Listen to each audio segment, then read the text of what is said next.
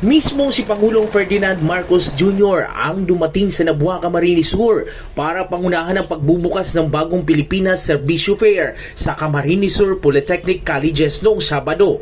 Mga lord ko, mga kagiging ko, people of the province of Camarines Sur, His Excellency, our President Ferdinand Marcos Jr.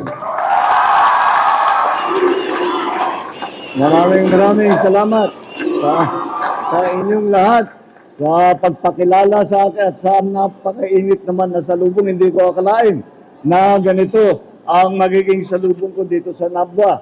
Mahigit 40 ahensya ng pamahalaan ang naghanda ng kani-kanilang serbisyo at asistensya para sa mga dumagsa sa venue. Kasama sa serbisyo ang pagproseso ng mga opisyal na dokumento, aplikasyon sa trabaho, scholarships, pangingibang bansa at marami pang iba mula sa PSA, DSWD, DTI, DOLE, NBI, DFA, DICT, DOH, CHED, DAR, DepEd, DA, BIFAR, BIR.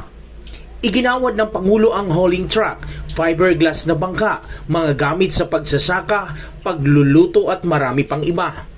Kami po minapasalamat din dakula sa tuyang mahal na Presidente sa pagtao sa muya kaining sarong interbensyon na kaipo-kaipo kan sa muyang asosasyon.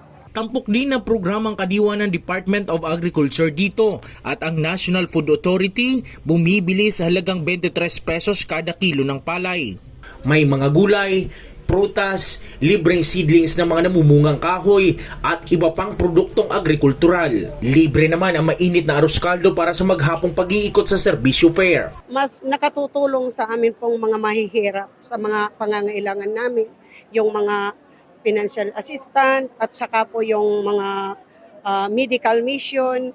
Yun po ang nagpapasalamat po kami. Sobra pong saya na pinuntahan po kami ni Presidente BBM. Mula sa CSPC, dumiretso si Pangulong Marcos sa University of St. Anthony, Iriga, kung saan namigay ng cash assistance at isang sakong bigas sa mga piling benepisyaryo. Kasabay nito ang distribution din ng cash assistance sa Fuerte Sports Complex sa bayan ng Pili. Pinili po ng ating Presidente personally pumunta dito sa Camarines Sur para makita po kayo at personally magbigay ng tulong sa inyo ngayong araw na ito. Hindi kayo namin inaantay pang pumunta sa gusali, sa opisina ng mga government offices. Ay kami na po ang lalapit. Yan po ang bagong Pilipinas na programa. Sa loob ng 2 araw, mahigit 200,000 ang naserbisyuhan ng bagong Pilipinas Servisyo Fair sa Camarines Sur.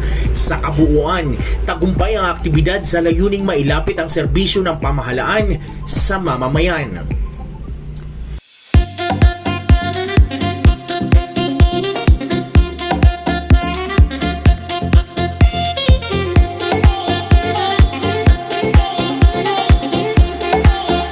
John Amador, CSN.